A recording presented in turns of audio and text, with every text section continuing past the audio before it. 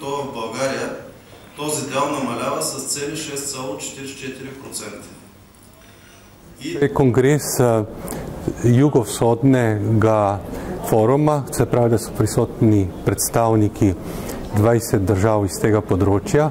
Namen je pa predvsem predstaviti novosti na področju bolezni, ki so kronične, ki so največje morilke prebivalcev v vseh teh državah, to je sladkorna bolezen, rakave bolezni, srčno-žilne bolezni in pa transplantacija.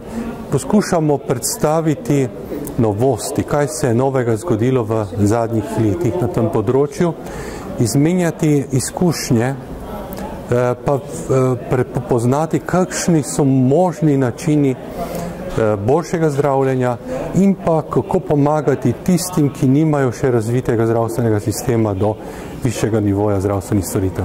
Apel, poziv z tega vašega večdnevnega srečanja tu v Portorožu? No, apel je predvsem namenjen zdaj tem glavnim temam, kot smo torej srčno-žilne bolezni, tukaj predvsem prepoznavanje epidemiologije, potem, kar tiče transplantacije, kako povečati obseg transplantacije, kako povečati število donorjev, ker tukaj je v nekaterih državah, ki niso članice Eurotransplanta, še vedno velik problem, in pa seveda kako tudi, da zagotoviti vse možnosti, pogoje za boljše, bolj učinkovito zdravljenje rakavih bolezni.